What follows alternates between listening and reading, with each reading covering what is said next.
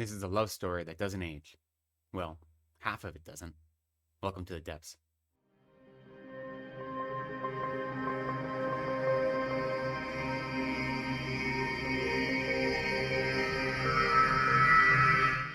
Welcome to Reading from the Depths. My name is Lecton. Thank you so much for joining me yet again. Today I have a review for you of This Is Not a Vampire Story by Simon Doyle. This is published in January of 2025 by SD Press.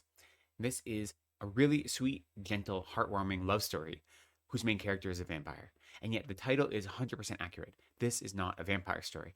The supernatural framing device is used to explore a very, very human story. So the main character is Victor, and the story is told in the past and the present. So the present, he still is a 17-year-old, or he presents as a 17-year-old, because that's when he was turned into a vampire. And he's returning to his hometown, or the town he grew up in when he was a teenager. And he's going there, and he enrolls as a night nurse at an old folks' home and a convalescent home. And you realize that he's going to spend time with those people that he cares about, his former lover and partner, and his group of friends who are now in their 90s, and they are on death's door.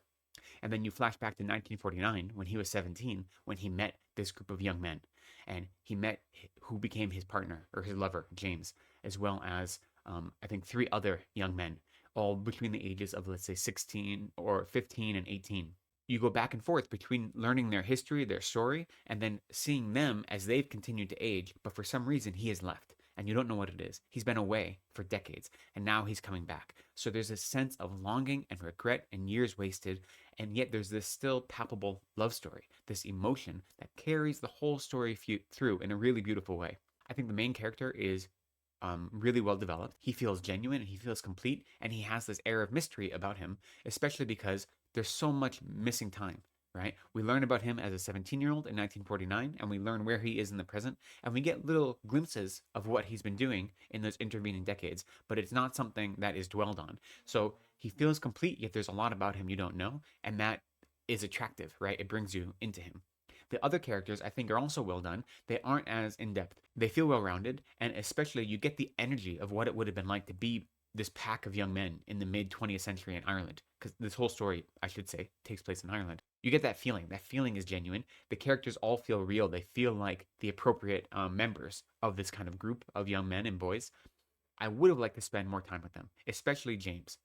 You don't learn as much about their interior lives as I would like. And that's because both chapters, whether you're in the present or the past, are from Victor's emotional point of view. So because of that, you don't get to spend as much time in the interiority of the ancillary characters.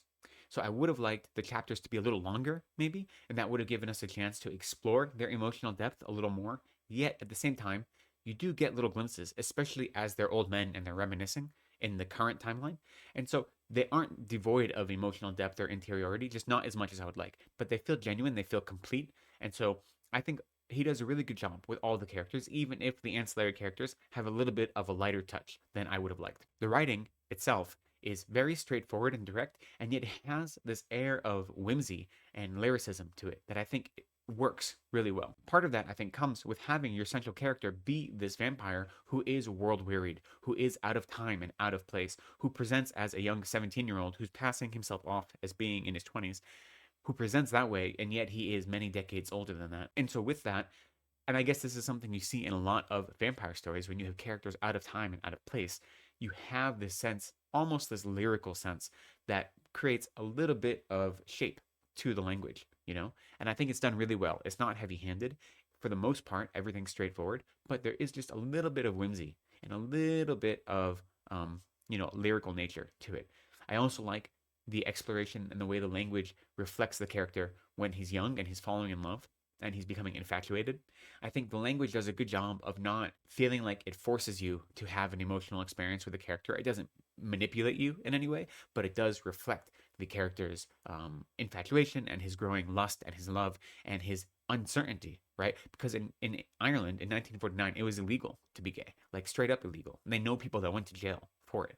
So there's this forbidden nature to his experience where he doesn't want to lean into it. He wants to deny it. And that is all reflected in the language and in the dialogue in, I think, a really skillful way.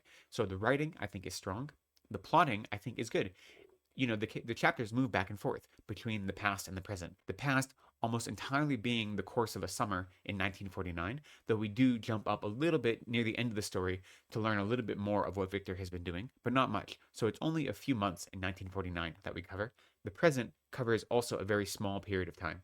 But moving back and forth between those is effective. It kept me on the edge of my seat. And so having the short chapters was useful in that way because as soon as one chapter ended, I wanted to both continue with that storyline, whether it be the past or the present, but then I was drawn into the continuation of the other storyline as the chapters alternated. Yet I would have liked them to be a little longer, right? The other thing to say about the plotting, and I guess the story in general, is there's not a lot of surprise in this story. If you just think of the overarching story, what can possibly happen when one person who is eternally young is in desperate love with someone who is now in his 90s? And how is that going to end? Like, there aren't many ways that that can go. And the story doesn't try to hide that from you. And I think that's great. You can predict what the likely outcome is going to be of the present storyline, and yet you're not disappointed when that outcome is realized because it feels earned and because the characters are given enough depth that you feel like this is the right story for them. And so it's cozy in that way that the ending is expected but earned and deserved. And now the past storyline, there are some surprises because you have to learn how he became a vampire, why he chose to leave, what was the precipitating event that caused him to leave his friends and his lover for decades, and why has he never gotten in touch with them? So you do learn some little surprises. There are some twists and turns to the storyline of their youth.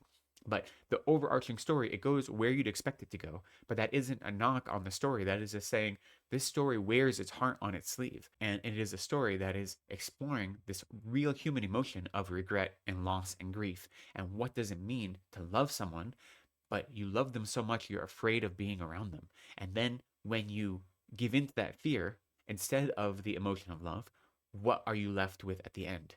And what does that loss feel like? And can that loss and that regret ever be made up for in what moments of joy you can find and cobble together at the end? So it explores these very human emotions and experiences using this supernatural framing device. And so the way it ends feels very fitting. I think maybe what is most beautiful in this story is this kind of deep sadness that the story is exploring isn't a sadness about death. It isn't a sadness about the eventuality that we all have to die. It's a sadness about the regret for not living while we have life, right? That is what it is focused on. The fact that these men are old and they're in their 90s and they're dying and they're on death's door, that isn't what's sad. What's sad is that there were decades of life that could have been lived that was not lived out of fear. And so that is what the regret is. That is what the heart of the story is what does it mean to have that regret? And what do we have to do in our lives to avoid that regret? How do we have to relate to other people in our lives now? Because we have this moment. So what do we have to do so we don't end up, in a convalescent home, looking back at all the things we could have done and have a mind of regret, And that goes whether you are eternal beings who are forever young, or you're just an average human who ages like normal. The sadness that is explored, the emotion, is not about death. It is about what it means to not live your life. And I think that is something that is very relatable.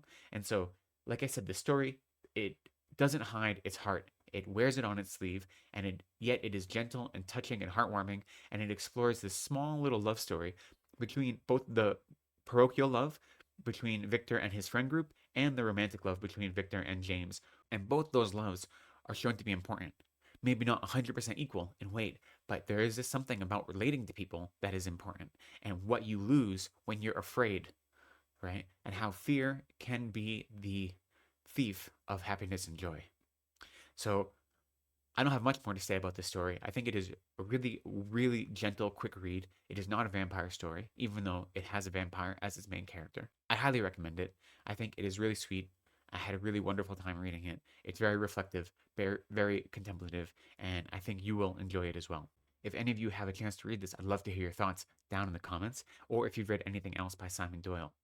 But for now, I will say thank you for spending some time with me today. I appreciate you. Please be kind to yourselves. Take care of each other and go slowly.